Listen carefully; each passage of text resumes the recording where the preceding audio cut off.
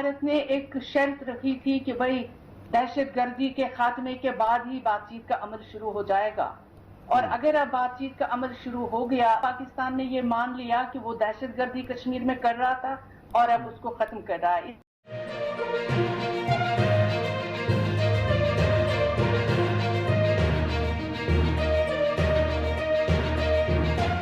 दरमियान ताल्लुकात बेहतर हो रहे हैं, इसकी तस्दीक करेंगे। बस साहबा, ये जो राब्ते हुए, एक तो किस सतह के राब्ते थे और इन राब्तों के बाद कश्मीर की सूरत हाल के ऊपर खास तौर पर क्या असर पड़ा?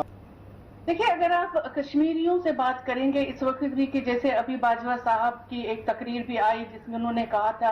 कि माजी को हम भूल जाएंगे और उससे आगे हम चलेंगे, देखेंगे। देखिए, कश्मीर में एक फीलिंग ये है कि अगर भारत ने एक शर्त रखी थी कि भाई दहशतगर्दी के खात्मे के बाद ही बातचीत का अमल शुरू हो जाएगा, और अगर अब बातचीत का अमल शुरू हो गया, पाकिस्तान ने ये मान लिया कि वो दहशतगर्दी कश्मीर में कर रहा था और अब उसको खत्म कर रहा है। इसलिए जो कश्मीर में मुसल्लह तहरीक है, दुनिया तो उसे दहशतगर्दी कहे, कोई भी कुछ कहे, लेकिन एक तहरीक है जो पहले पुरअमन थी और उसके बाद से मुसल्लह तहरीक बन गई, इसलिए कि कश्मीरियों को अपने हकूक नहीं मिले। एक तो ये बात है कि क्या कश्मीरियों की तहरीक को आप भी दहशतगर्दी की तहरीक मानते हैं? इसका तो कश्मीरी चाहते हैं कि कम से कम इस पे बात हो पहले। दूसरी बात यह है कि 2019 5 अगस्त वाला फैसला जो है, हमें ये भी पता है कि भारत अभी ऐलान करने वाला है कि रियासत को वापस स्टेटहुड मिलेगा, लेकिन स्टेटहुड आप यूनियन टेरिटरी उसको पहले बनाया, अब आप वापस रियासत बना रहे हैं, लेकिन जो उसकी अंदरूनी खुद मुख्तारी है with in the constitution of India, क्या वो वापस मिलेगी? वो कभी नहीं मिलेगी। और भारत इस पे सारी जमातें एक जबान होकर कह रही है कि ऐसा वापस नहीं हो सकता। तो क्या पाकिस्तान की अंडरस्टैंडिंग इस पे भी है भारत के साथ कि अब जो कुछ हो गया है 5 अगस्त उसको भी भूल जाएं, क्योंकि हमें आगे बढ़ना है, इक्तिसादी उस प्रिज्म में हमें सारा कुछ देख के आगे चलना है? तो ये बहुत बड़ा अहम सवाल है। चलें, ये सवाल का जवाब डॉक्टर बासित साहब से मेरा ख्याल हम लेते हैं कि ज़ाहिर है सिफारतकार भी हैं कि हमें पाकिस्तान के पास अब ऑप्शंस क्या है इस हवाले से। और दूसरी एक चीज बात साहब, इस पे जरूर तबसरा कीजिएगा दोनों, कि हमने आज तक कश्मीर को एक बायलैटरल इशू रखा है, जबकि कश्मीरी बजाते खुद अगर उस फरीक ना हो तो मसला हल हो सकता है बायलैटरल पे, खा बाजवा साहब बोले या वहां का आर्मी चीफ बोले। देखिए, ऑप्शंस तो आपके पास बड़े लिमिटेड हैं इन द सेंस के एक तो आपको इंटरनेशनल सपोर्ट नहीं मिली, 5 अगस्त के बाद सफारतकारी में वो जान नहीं थी जिसकी वजह से आपको सपोर्ट मिलती। ठीक, जहां तक देखिए उसका अस्करी पहलू है वो भी बड़ा इंपॉर्टेंट है, क्योंकि लेजिटिमेट स्ट्रगल है और जो इंटरनेशनल प्रिंसिपल है एर्गो ओमनिस, ये बिल्कुल इस बात की तायीद करता है कि जो ऑक्यूपेशन के खिलाफ जद्दोजहद है वो जायज़ जद्दोजहद होती है और ये बिल्कुल आलमी कानून के मुताबिक है। दूसरी बात ये है कि ये जो देखें ना, जहाँ तक कि टेररिज्म की बात है, जो बात की है, ये तो 2004 में हमने अपना मुकदमा खुद ही खराब किया जब 6 जनवरी को हमने ज्वाइंट स्टेटमेंट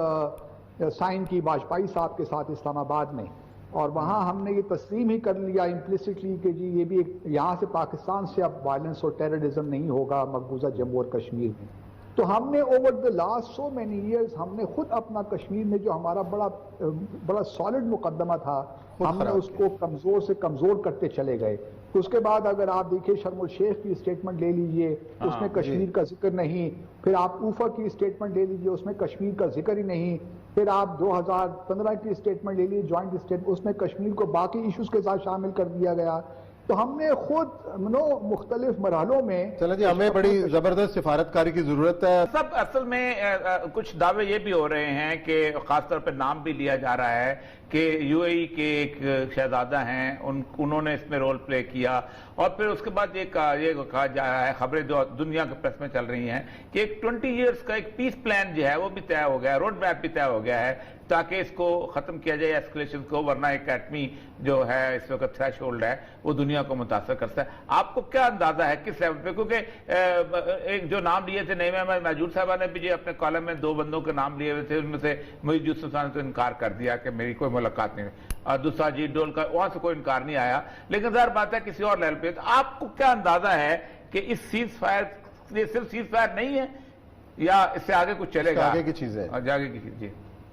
دیکھیے، جہاں تک سیز فائر کا تعلق ہے، ہم سب جانتے ہیں کہ 2015 ستمبر میں بھی ہمارے جو سابق وزیر اعظم تھے نواز شریف صاحب، انہوں نے اس وقت ایک پروپوزل پیش کی تھی کہ اس جو انڈرسٹینڈنگ ہے 2003 کی، اس کو ہم ایک فارمل ایگریمنٹ ٹرانسلیٹ کر لیتے ہیں، کنورٹ کر لیتے ہیں. تو اس لحاظ سے تو کوئی نئی چیز نہیں ہے، لیکن اس وقت یہ اس کا ہونا کافی اہمیت کا حامل ہے میرے حساب سے. اور یہ جس طرح بالکل محجور صاحب نے ٹھیک کہا، یہ ایک دن کا واقعہ نہیں ہے، اس کے پیچھے کچھ ماہ کی سفارت کاری ہے بیک چینل پہ. لیکن مجھے اس بات پہ اطمینان ہے، کیونکہ میں ہمیشہ کہتا رہا ہوں کہ 5 اگست کے بعد 2019 کے بعد اب پاکستان اور بھارت کے درمیان 2 طرفہ سفارت کاری کے جو معاملات ہیں یا جو اسپیس ہے وہ بہت کم ہو گئی ہے. اس لیے ہمیں تھرڈ پارٹی میڈیشن کی ضرورت ہے. اور مجھے اس بات پہ اطمینان ہے کہ اگر یو اے ای انوالوڈ ہے تو یہ اچھی بات ہے، کیونکہ میرا بھی تجزیہ یہی تھا کہ سعودی عرب اور یو اے ای کی انوالومنٹ شاید ان دونوں ممالک کو کسی طرف لے کر جا سکے. لیکن اگر یہ صرف اور صرف اگر جس طرح آپ کہہ رہے ہیں کہ 20 سال کا پلان ہے، تو یہی مشرف کا جو فارمولا تھا اس میں بھی یہی تھا کہ 20 سال کے بعد پھر ہم رینیو کریں گے، دیکھیں گے سارے جو 4 پوائنٹ فارمولا کس طرح امپلیمنٹیشن ہو رہی.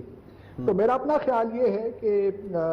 کشمیر کو ہمیں اپ فرنٹ ڈسکس کرنا چاہیے.